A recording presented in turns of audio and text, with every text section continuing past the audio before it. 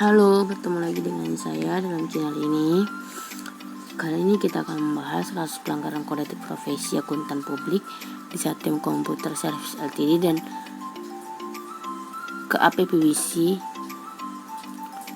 yang dimana mereka ini adalah Enronnya India. Langsung aja ya. Nah, ini para pemerannya ada Satyam dan PwC, di mana mereka itu memanipulasi laporan keuangan yang dilakukan secara bersama-sama oleh manajemen dan auditor, di mana keduanya terlibat dalam persekongkolan dan memiliki bentuk kepentingan yang masif. Peran ini dimainkan oleh Satyam dan PricewaterhouseCoopers. Permasalahan yang dibahas dalam kasus ini adalah penyebab terjadinya kasus Satyam dan dampaknya serta penyebab auditor tidak dapat mendeteksi manipulasi laporan keuangan. Tujuan dari video ini adalah membahas dan menganalisis kasus Satyam dalam perspektif etika profesi dan tanggung jawab profesi agar menjadi pelajaran berharga di masa yang akan datang. Kalau di Amerika Serikat, kita mengenal peristiwa ambruknya Enron yang melakukan kecurangan akuntansi bersama firma akuntansi ternama yaitu Arthur Andersen, yang kemudian disusul dengan dibubarnya KAP tersebut. Maka kasus sama terjadi lagi di India. Kali ini kecurangan dilakukan oleh Satyam bersama PricewaterhouseCoopers atau PwC sebagai auditor, yang independennya disusul dengan diberikannya sanksi kepada KAP itu. Banyak orang yang menyamakan kasus Satyam ini sama dengan kasus Enron, sehingga kasus ini terkenal dengan nama Enronnya India. Dalam skala makro sosial, dapat kita cermati bahwa praktik sosial yang sedang berlangsung saat itu menggambarkan kebobrokan moral dalam segala dimensinya. Gimana enggak, kebobrokan moral itu sudah menjelma dan membudaya yang berlangsung sangat masif di kalangan pelaku bisnis. Dalam skala internasional saja, peristiwa Enron yang terjadi kembali di India telah menunjukkan bahwa lemahnya moralitas di kalangan profesional, terutama auditor. Ibarat sebuah film nih, auditor dalam kasus yang seperti ini selalu menjadi aktor utama dari berbagai skandal. Jika skandal Satyam ini difilmkan, alur ceritanya akan sama dengan Enron. Ada pimpinan tertinggi yang suka mengatur target laba dan kinerja bawahannya. Dia ibarat raja yang bertindak feodal. Rekan-rekan dan stafnya takut kepadanya. Mereka juga merupakan pengikut setia yang ikut menikmati dan kebagian hasil curian. Ia rakus, kerakusannya dibiayai dari kecurangan di perusahaannya sendiri. Jika apa yang ditetapkan tidak berhasil atau tidak tercapai, ia melakukan manipulasi laporan keuangan.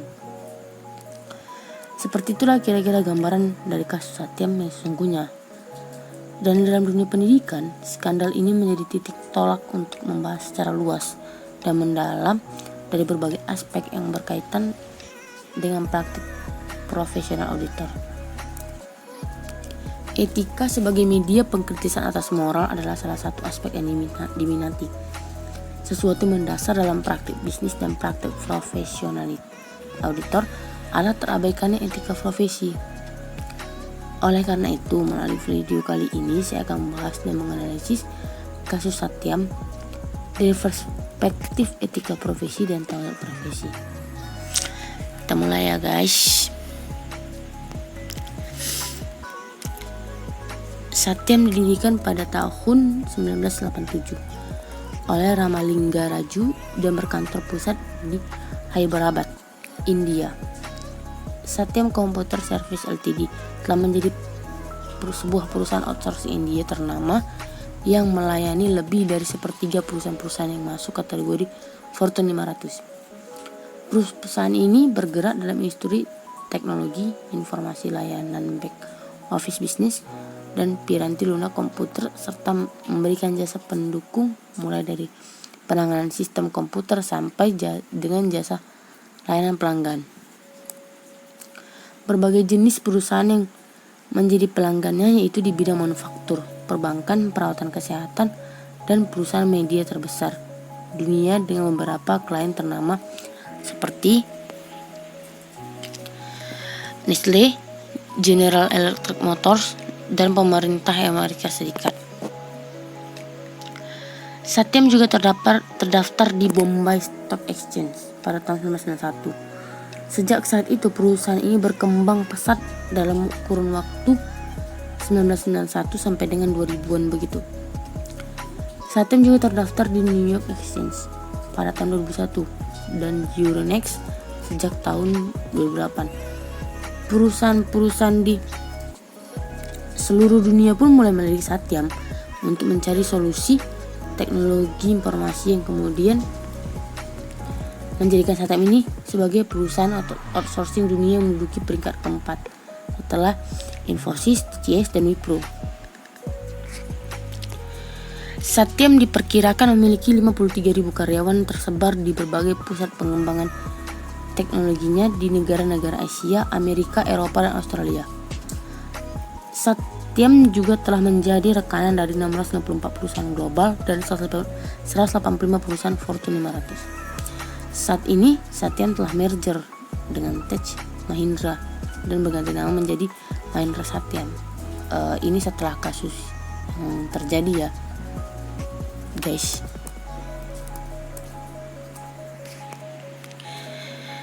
Kita langsung masuk pada kasus-kasusnya dan kita mulai analisis. Kasus ini merupakan kasus manipulasi laporan keuangan tergolong kecurangan fraud yang dilakukan oleh Satyam atas laporan keuangannya yang diaudit oleh auditor PwC. Kasus penipuan ini diperkirakan telah terjadi dalam kurun waktu 6 tahun berturut-turut dan baru terkuak pada tahun 2009. Berikut ringkasan kasusnya. Pada bulan Maret 2008, Satyam melaporkan kenaikan pendapatan sebesar 46,3% atau sama dengan 2,1 miliar dolar Amerika Serikat. Dan pada saat itu, PwC, si auditornya Satyam ini atau si KAP-nya Satyam ini telah menjadi auditor independen dari Satyam dan telah mengaudit laporan keuangan Satyam selama 6 tahun berturut-turut juga. Oke, kita lanjut. Pada bulan Oktober 2008, Satyam mengatakan bahwa pendapatannya akan mengalami peningkatan sebesar 19 sampai dengan 21% atau sama dengan 2,59 miliar dolar Amerika Serikat pada bulan Maret 2009. Jika melihat dari semua ringkasan ini, pantas jika Satyam dinobatkan sebagai menjadi raksasa IT terbesar keempat India, pantas gitu. Namun pada Januari 2009, Ramalingam Ranju sebagai chairman dan co-founder Satyam meletakkan jabatannya dan tiba-tiba mengatakan bahwa sekitar 1,4 miliar dolar Amerika Serikat saldo kas dan bank Satyam adalah palsu. Ramalingam Ranju juga mengakui bahwa dia memalsukan nilai pendapatan untuk kuartal tersebut sebenarnya 20% lebih rendah dari 27 miliar rupiah yang dilaporkan, mencatat kewajiban lebih rendah dari yang seharusnya atau understated liability, dan menggelembungkan nilai piutang atau overstated debitors. Oke, kita lanjut.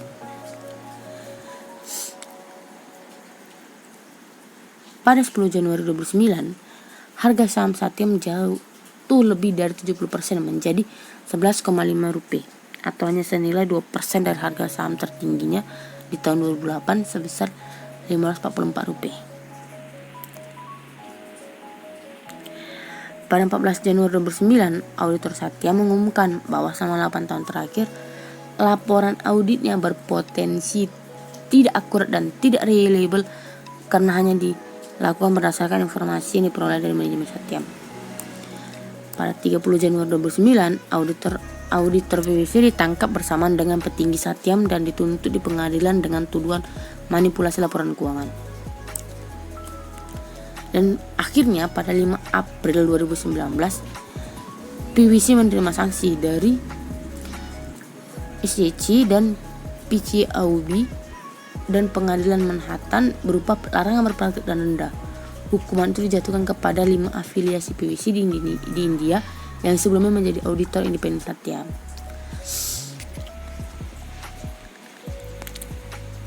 Berdasarkan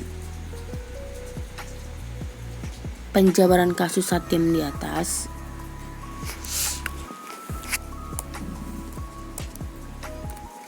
kasus Satyam ini sudah dikatakan sebagai kasus kecurangan atau fraud yang dilakukan oleh pihak manajemennya dan juga pihak KAP atau auditor dari PVC-nya.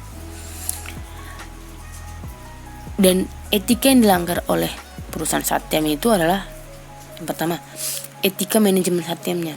Dalam kasus ini, manajemen Satyam terbukti melakukan pelanggaran serta kesalahan dan sangat tidak berintegritas, karena seharusnya manajemen itu mencegah dan mendeteksi adanya fraud atau kecurangan dalam perusahaan dan menyajikan laporan keuangan yang baik dan fair. Tindakan ini menurut saya dapat menyesatkan para pemakainya dalam menilai peristiwa lampau sekarang dan masa depan, karena penyusunan laporan keuangan yang tidak dapat diandalkan dan mengandung kesalahan material yang merupakan contoh dari penyajian yang tidak jujur dan tidak apa adanya. Terus etika yang dilanggar Satyam lagi adalah yang kedua, etika Satyam terhadap publik atau masyarakat. Telah berperilaku tidak profesional sehingga menimbulkan reputasi perusahaan yang buruk, yang dimana Satyam telah mengorbankan kepentingan publik demi kepentingan mereka semata. Oke, mari kita lanjut.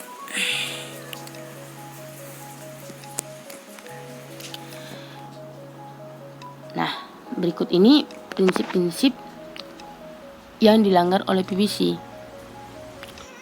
Karena menurut saya PVC di sini seperti menutupi segala kejanggalan atas laporan keuangan yang dapat menghasilkan laporan keuangan yang terlihat wajar namun palsu guna mewujudkan keinginan Ramalingga Raju sebagai CEO untuk mendapatkan izin perolehan dana dari bank untuk melakukan ekspansi Satyam di beberapa perusahaan yang ditargetkan. Oleh karena itu, auditor PVC di sini telah melakukan pelanggaran kode etik profesi akuntan publik yang bertentangan dengan prinsip-prinsip dasar etika profesi akuntan. Adapun prinsip-prinsip yang dilanggar ialah prinsip integritas, yang dimana prinsip ini mewajibkan setiap akuntan bersikap lugas, jujur dalam semua hubungan profesional dan hubungan bisnisnya. Namun dalam kasus ini, pihak manajemen Satyam menggelembungkan saldo kas bank serta revenue-nya yang disertai dengan persekongkolan atau kerjasama dengan pihak auditor PVC untuk menutupi hal tersebut dan dengan sengaja tidak mengungkapkan segala kejanggalan atas laporan keuangan pihak Satyam. Sebab gini guys, secara logika nih, seorang auditor seharusnya melakukan pengujian baru meneliti atas setiap verifikasi agar mendapatkan bukti untuk setiap asersi yang dilaporkan Satyam. Tapi hal ini sengaja dibiarkan terjadi. Auditor PVC tidak pernah memverifikasi dengan benar tentang cash and balance, sengaja membiarkan faktor-faktor palsu dan tidak pernah melaporkan hasil pekerjaan audit kepada komite audit atas kecurangan yang tidak ditemukan untuk ditindaklanjuti. Mustahil auditor PVC tidak menemukan kecurangan yang dilakukan oleh Raju. Hal ini disebabkan kemungkinan besar karena perencanaan audit pasti didasarkan atas permintaan Raju sendiri dan bukan dirancang oleh auditor, sehingga bukti temuan audit yang signifikan sengaja dibiarkan dan ditutupi oleh auditor. Begitu guys. Kita lanjut nomor 2. Prinsip objektivitas. Prinsip objektivitas ini adalah prinsip yang mengajukan setiap akuntan profesional mematuhi ketentuan hukum serta peraturan yang berlaku dan menghindari setiap perilaku yang dapat mengurangi kepercayaan pada profesi.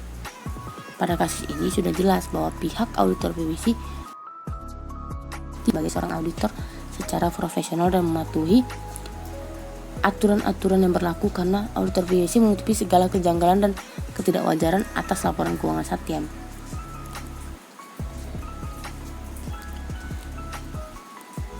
Oke, kita lanjut pada tanggung jawab profesi. Seorang akuntan dalam melaksanakan tanggung jawabnya sebagai profesional harus senantiasa menggunakan pertimbangan moral dan profesional terhadap semua kegiatan yang dilaksanakannya pada kasus ini. pihak auditor PwC sudah tidak mempunyai tanggung jawab secara profesi dan untuk memelihara dan mempertahankan kepercayaan dari masyarakat sebagai seorang auditor. Hal tersebut dikarenakan pihak auditor PwC bekerja sama dalam memasukkan dan manipulasi isi dari sebuah laporan keuangan yang dapat dilihat oleh pihak internal dan juga eksternal. Oke, kita masuk nomor 5, kompetensi dan kehati-hatian profesional. Dalam kasus ini seharusnya PwC berdasarkan prinsip kehati-hatian telah mempertimbangkan segala risiko yang dapat terjadi dan tindakan memberikan opini yang tidak sesuai dengan kondisi Satyam. Namun PwC tidak melakukannya dan malah bekerja sama dengan manajemen untuk memanipulasi laporan keuangan. Oke, lanjut, kita masuk nomor 6, standar teknis. Setiap anggota akuntan profesional dalam melaksanakan jasa profesionalnya harus sesuai dengan standar profesional yang relevan. Namun pada kasus ini, auditor PwC tidak mematuhi standar profesional karena sudah ikut bekerja sama untuk manipulasi dan menutupi ketidakwajaran laporan keuangan Satyam selama bertahun-tahun untuk kepentingan tertentu.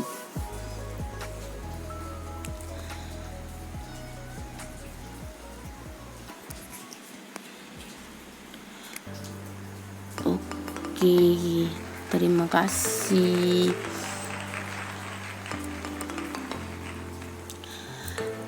Sekian dulu penjelasan dari saya kali ini. Jangan lupa like and share serta subscribe ya. Bye bye.